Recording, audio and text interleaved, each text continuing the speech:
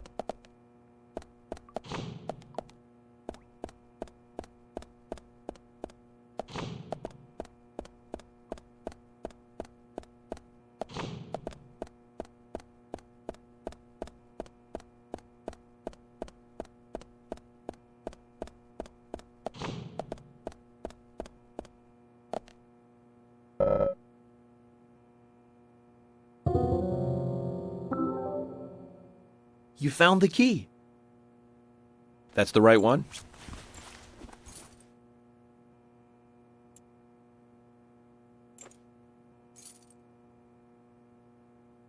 Yes, a southern flying squirrel. Thank you so much. I'll bring the files right in, so please go to the meeting room. Okay, I'll be waiting for you. Well, Zach, we just got here and we've cracked a big case already.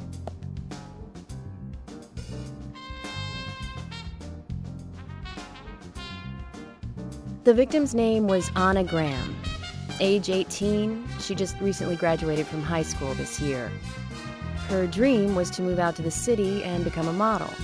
But for the time being, she was working in the A&G diner here in town. She lived with her mother, Sally. Anna's father died in an accident in the lumber mill when she was a child. Her mother is unemployed and lives on the insurance money from her husband's accident. After all, it's a small town with a low cost of living. Financially, they seem to get by fine, and they led normal lives. A normal life is exactly what a curious teenager doesn't want. It's all starting to make sense, Zach.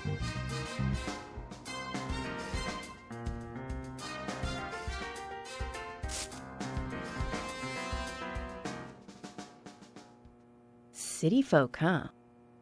No, I take that back. All of them can't be as bad as him, and some should have better manners. This is a good biscuit. I've never tasted a biscuit this delicious. Where in town can I get these?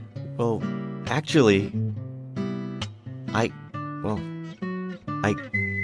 baked them myself. That's amazing. What are you doing in law enforcement? I'm very particular about biscuits, I'll have you know. The balance of milk and butter you've achieved here. Oh, my. Agent Morgan, the autopsy's ready. You are welcome to accompany me to the Greenvale General Hospital. Emily, you come too. Thomas, stay here and tidy up these files. Yes, sir. We're going to use the car outside. Let's get going. You might think this is just a small-town police investigation, but our inspections are thorough and solid. I'm hoping you won't slow us down.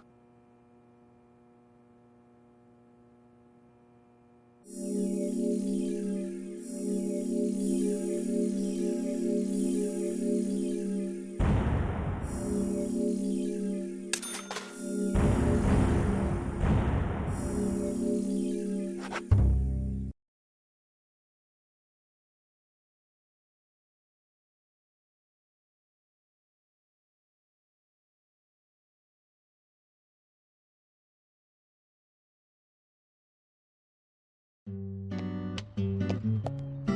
Greenvale General Hospital is down the road by the lake. It's too far to walk. Come on, get in the car. If I'm riding in a car, George, I prefer to be the driver.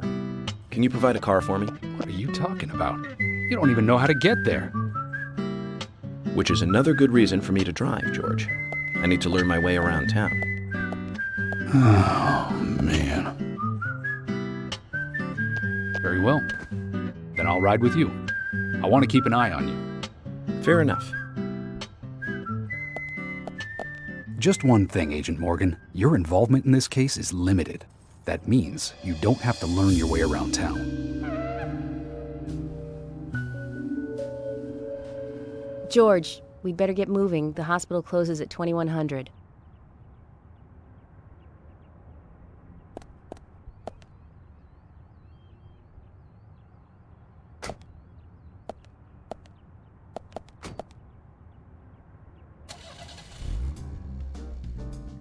Agent Morgan, get us there quickly, but drive within the speed limit. Just because you have a badge doesn't mean you can drive like a maniac. George, what are you, his mother?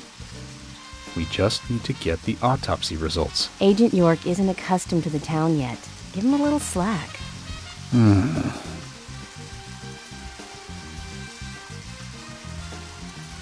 Well then, Agent York, let's get going. Sure, sounds good.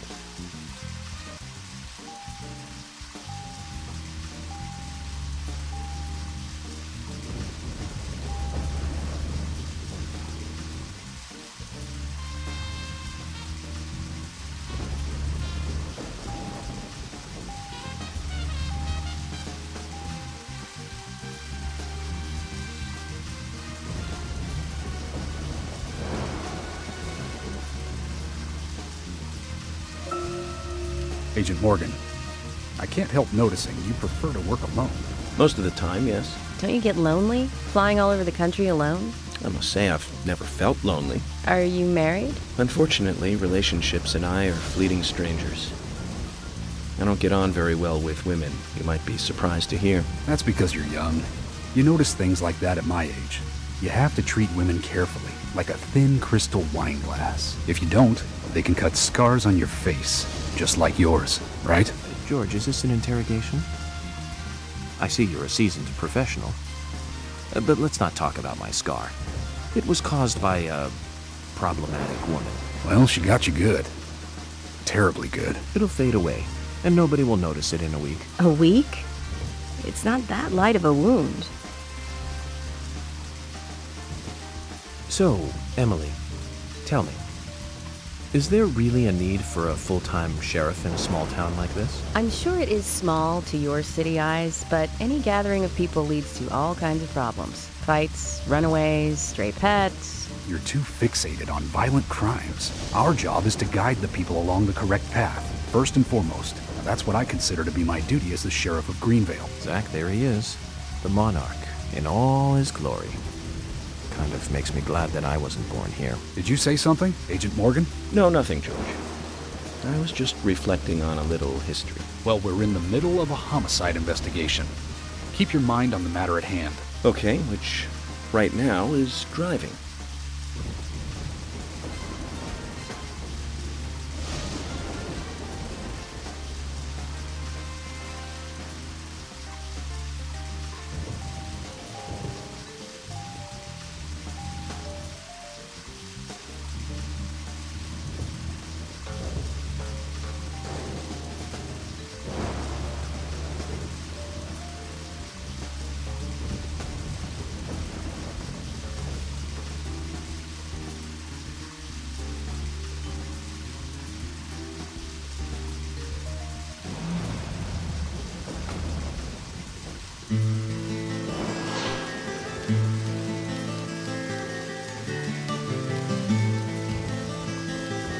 That's a pretty big hospital.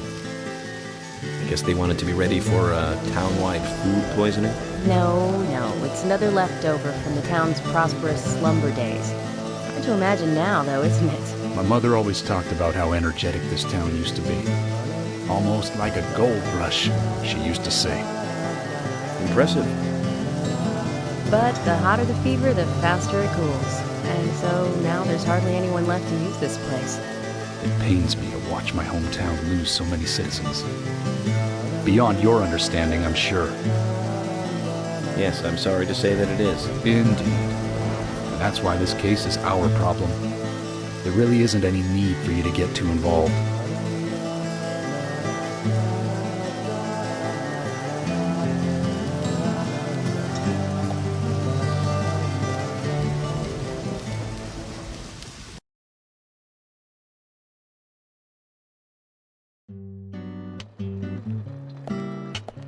Hello, Sheriff.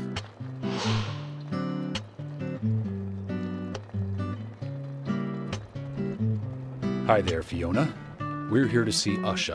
Do you know where he is? I think Dr. Johnson is in the computer room. A computer room? In a hospital? Nice to meet you, Mr. FBI agent. The computer room is where our employees share a computer. Very nice to meet you, too. I'm FBI Special Agent Francis York Morgan. But how did you know I was FBI? Easy. None of the police in this town wear cologne. Besides, that scar on your face is the biggest rumor in town. Rumors get exaggerated as they spread, even in the countryside. What's that you're reading, if I may ask?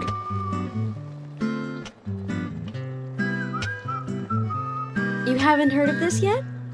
It's a recent bestseller mystery. It's set in the U.S., a small traditional North American town close to the Canadian border. A peaceful, traditional place. However, that peaceful town is shattered by a terrible crime, the murder of a local girl. And that incident causes grief and sadness to everyone in town. But everyone feels the seditious, heinous evil still lurking, alive. Yes, much like the situation right now here in Greenvale. Fiona, don't say that. Sorry, I shouldn't have said that. With Anna dead and all. Don't worry. Books are written to entertain, and it's good you're enjoying it. What we're faced with here is a terrible crime committed in a real world. Much different from that of a novel. So there's no need to apologize. Thank you, Agent York.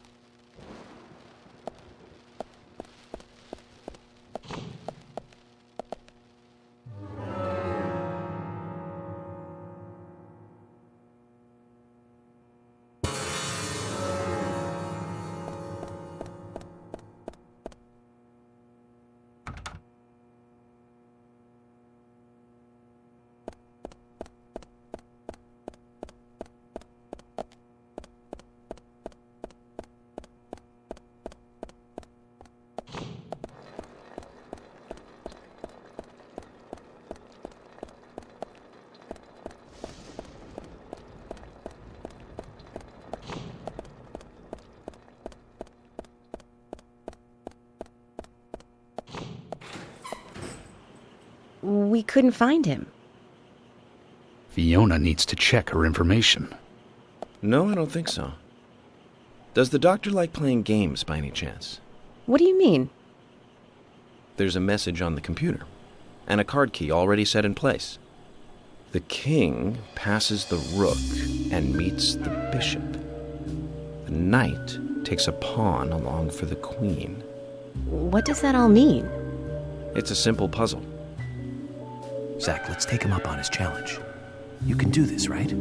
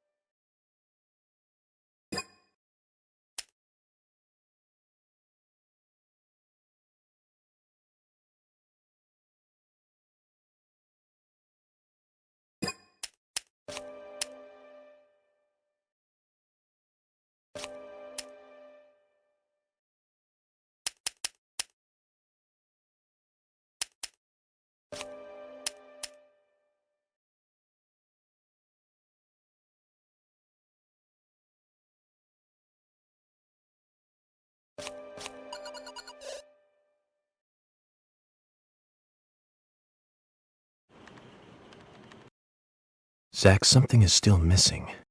We need more clues.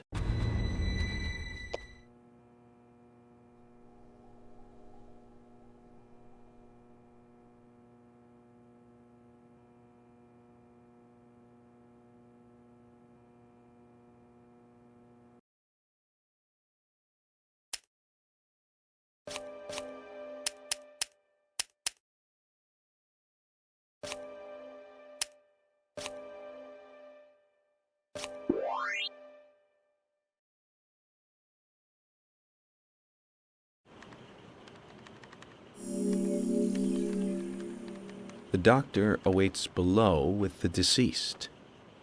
Another code? But there's nowhere to insert a password. More games. I'm going to get Fiona to call Usha up here right now. No need, George. The message appeared with the card key. It's telling us where to use it. This is not the time to be joking around, Agent Morgan. Dr. Usha is below with the deceased. With Anna. Below being underground, I take it. Simple. Simple. Then it's time to meet the mischievous architect of this little game. Nah.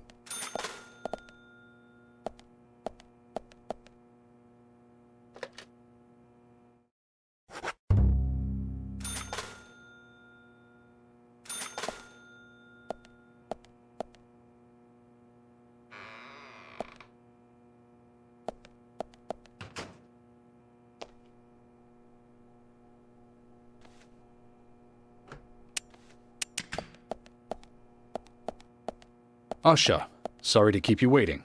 Ah, you made it. Let's get started, shall we?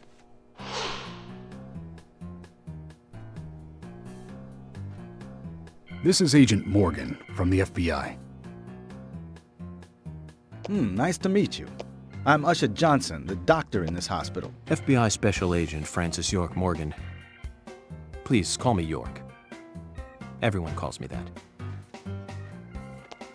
Very well, Agent York. Are you a forensic practitioner? Let's just say I've dealt with corpses before. That battle of wits, by the way.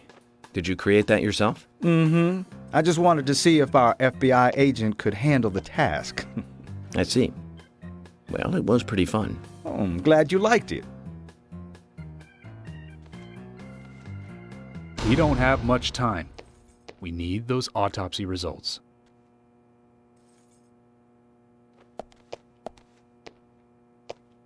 Next time, try challenging us without obstructing an investigation. You've angered the monarch.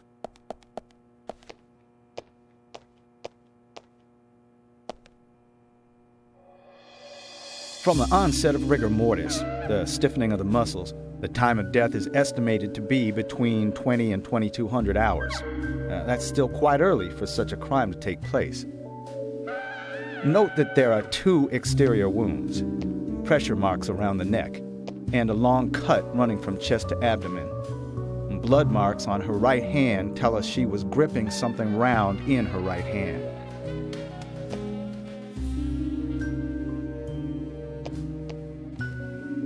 Her skull is also fractured, but that is unrelated to the cause of death. It probably happened to her after she was killed.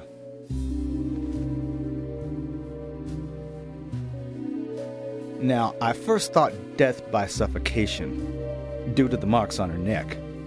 But after further investigation, I now have a different conclusion. The direct cause of death was loss of blood from the wound.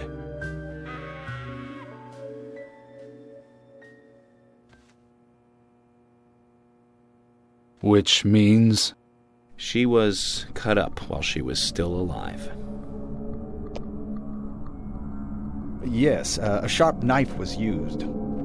It was inserted beneath the sternum and then quickly sliced downwards.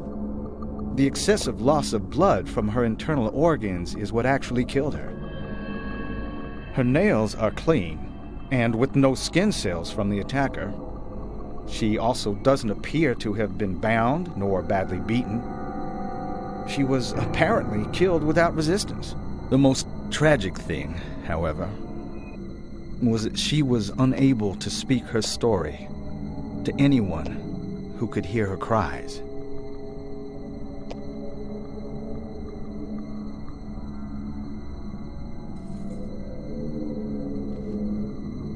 The perpetrator cut out Anna's tongue. Well, I believe she was drugged first to phase her consciousness, and then the killer killed her. Now, the killer most likely has a deep, traumatized past concerning women. He probably cannot converse with them normally. Cutting out the tongue suggests a very lonely individual. Either that or a truly hardcore sadist. He must get off on watching women suffer, especially when they can't answer back. He watched as the blood pumped from her body, as she gradually grew cold. A case in Seattle in 1985 was much like... Usha, please, limit your report to your findings as a doctor. Criminal profiling is my job.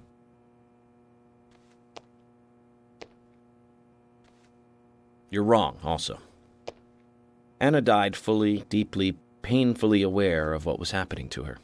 But, Tell me, what time did it stop raining on the night Anna was killed? Just before I went to bed, right after the movie on TV ended, so around 1 a.m. What movie was it? An American Werewolf in London. Directed by John Landis, 1981.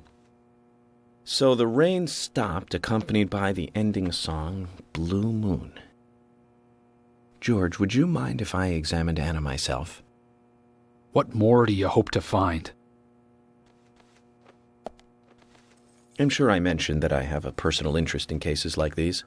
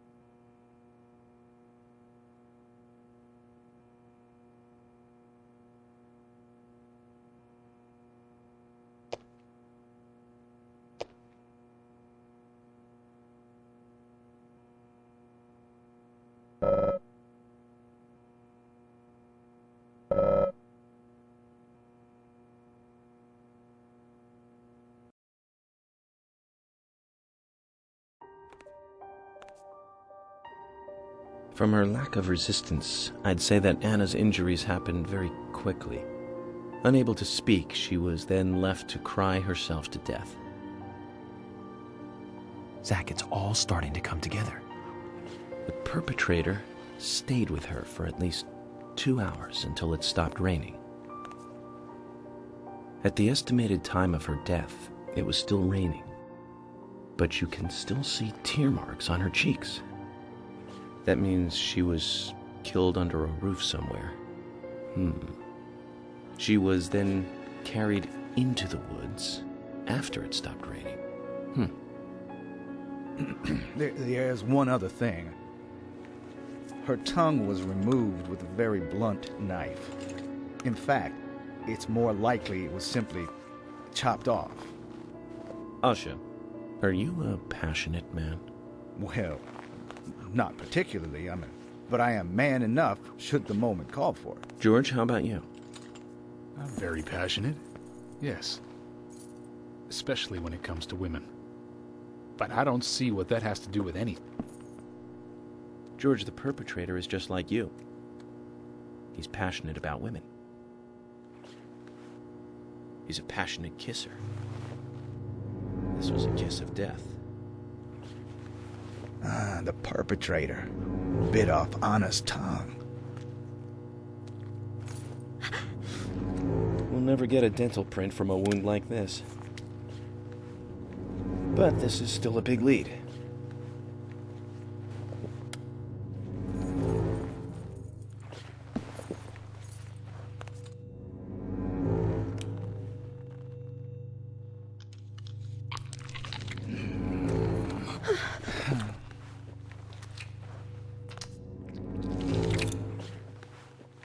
Jackpot, Zach. A shame, but our old-time all-American sightseeing tour just came to an end. This case is now under the jurisdiction of the FBI. I'm assuming command. I'll need you to assist me in the investigation. What in the hell do you mean, Agent Morgan? I know I said I was passionate, but you can't think I did this. That's not why I'm assuming command, George. You're a suspect just as much as every other passionate man on Earth. Let me show you something.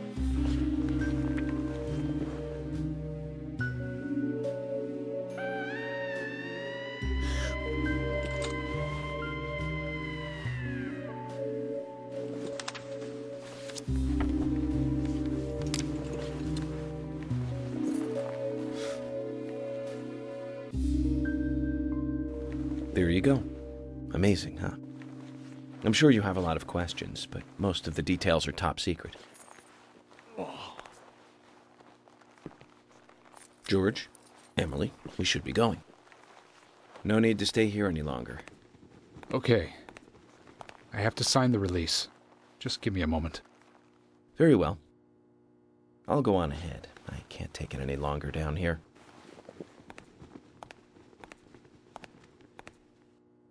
Bishop takes queen. His rook takes your queen. Then your knight takes rook. And checkmate. Huh?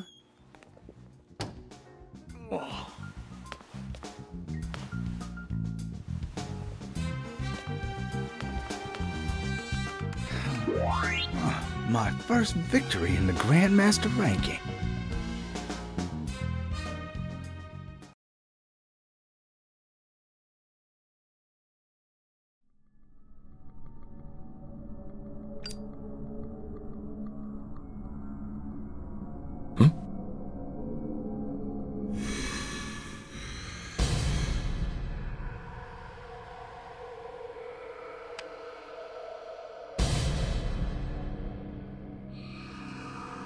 Zach, they're here.